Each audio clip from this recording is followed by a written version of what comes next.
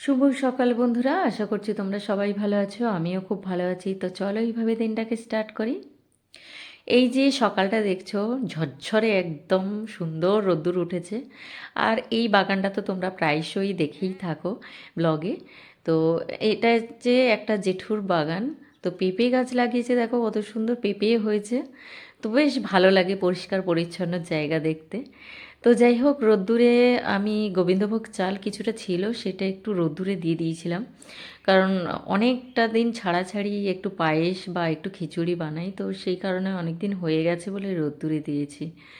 আর দেখো, আমি ব্যালকনিতে এলেই এই পাখিগুলো এত মিষ্টি করে দেয়ালটা ধরে তাকিয়ে থাকে, যেন কিছু একটা বলতে চায়। তো যাই হোক, কিছুক্ষণ ওদের সাথে কাটিয়ে চলে এলাম। টিফিন আমার আগেই বানানো হয়ে গেছিলো, তো ওকে ও ছুটির দিনগুলোতে তরকারি একটু বানিয়ে দিই যাতে করে একটু মুড়ি খেতে পারে। তো যাই হোক, এখন ছুটি চলছে তাই। আর এই যে আমার মাটা খালি বাড়ি যাওয়ার জন্যে পাগল হয়ে যায়, শুধু খালি চলে যাওয়ার জন্য পাগল হয়ে যায়। তো আজকের চলে যাবে, তো সেই কারণে ডিমের তরকারি, গোটা গোটা আলু দিয়ে ডিমের তরকারি বানালাম। সকাল সকালই বানিয়েছি, কারণ মা স্নান টান করবে, তারপরে ঠাকুরঘর সারবে, তারপরে বাড়ি যাবে। মা থাকলে ঠাকুর পুজো করতে চলে যায়, আমাকে বলতে হয় না। তো চলো, স্নান করব বলে সব হাউস কোট খুলে ফেলেছি, যা ঠান্ডা হাওয়া দিচ্ছে। তো স্নান না করলে হবে না, 1টা বাজতে যায়, স্নানটা করে নিই। আর আজকে আমার মা চলে যাবে, তো মাকে গাড়িতে তুলতে যাব। মা মার মতো নিজে রেডি হয়ে গেছে, স্নান টান করে। মা তো সকালবেলাই স্নান করে, তো ঠাকুর পুজো করে মার যেগুলো কাজ আর আমার যে কাজগুলো সেগুলো কমপ্লিট করে দিয়ে যায়, যাতে না আমার বিকেলবেলাটা কিছু ধরফর করে কাজ করতে হয়। তো সেই কারণে সমস্ত কিছু করে দিয়ে যায়। মারা এরকমই হয়। তো যাই হোক, ও চলে যাওয়ার সময় আমার ছেলেটা দেখো কত বড় হয়ে গেছে, রিক্সা ডেকে নিয়ে এসছে ওর দিদার জন্য। আর খানিকটা ওর দিদা একটু আদর করে দিল, সব সময়ই তো আদর খায়।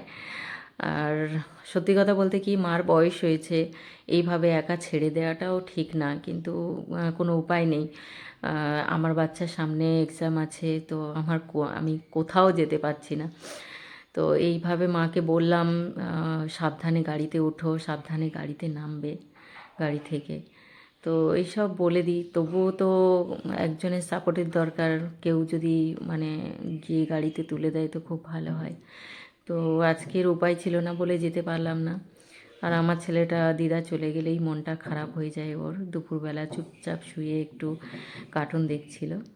তা আমি বললাম যে, কিরে মন খারাপ লাগছে? তো সাথে সাথে বেল বাজালো, দেখলাম যে আমাদের আম, জলের ফিল্টারের ক্লিন করতে এসছে। তো বেশ কিছুক্ষণ মানে অনেকটা টাইম ধরেই কাজটা করেছি। টাকা হয়ে গেল, ততক্ষণে সন্ধে হয়ে গেছিলো, ওকে একটু চা বানিয়ে দিলাম। আর তখনও কাজ করে যাচ্ছিল, মানে একবার সেট করার পরেও দেখছে লিক করছে, তো আবার খুলে ওটাকে ঠিক করেছিল। কারণ সত্যি কথা বলতে কি, এই কাজগুলো না ভীষণ ধৈর্য ধরে করতে হয়। আর সন্ধেবেলার দিকে দুজনে একটু কফি খেয়ে নিলাম। আর এমনিতে কফিটা খুব একটা খায় না, তাও একটু জোর করে একবার একবার ওকে করে দিই। তো ওকে কফি টফি করে দেওয়ার পরে আমি চলে গেলাম সন্ধে পুজো দিতে। তো সন্ধে পুজো দেওয়ার পরে ওকে একটু পড়তে বসিয়েছিলাম। সত্যি কথা বলতে কি, সারাদিন সেভাবে ওকে পড়ানো হয়নি, আর সামনে এক্সাম আছে, তার উপরে প্রজেক্টের চাপ। তো কিছু কিছু প্রজেক্টের জিনিস আনতে তো হিমশিম খেয়ে যাচ্ছি।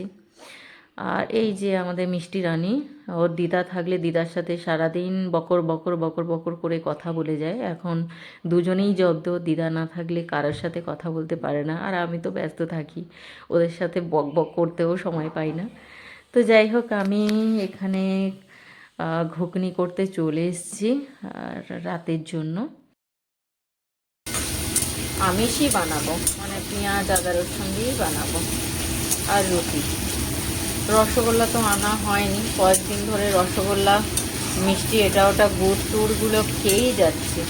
তো ভাবলাম একটু বিরতি দেওয়া দরকার, তো সেই কারণে আজকে কোনো রকম মিষ্টি না। এইটা কতদূর সেদ্ধ হলো দেখি। বাবারে,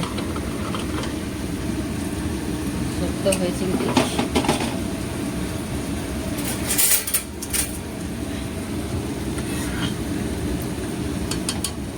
এরকম একটু গোটা গোটা,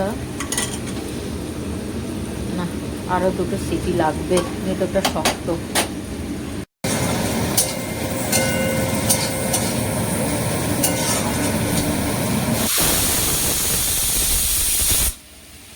শীতের রাতে এটা একটা ভালো জিনিস, রান্না করতে ইচ্ছে না থাকলেও গ্যাসটা যখন অন থাকে শীতের সময় তখন বেশ ভালোই লাগে। তো যাই হোক, খাবার তো তৈরি হয়ে গেছে, আর দুজনে খেতেও বসে গেছি, রুটি আর ঘুগনি। তো ভিডিওটা ভালো লাগলে লাইক শেয়ার কমেন্ট অ্যান্ড হ্যাঁ সাবস্ক্রাইব করতে ভুলো না। Good night.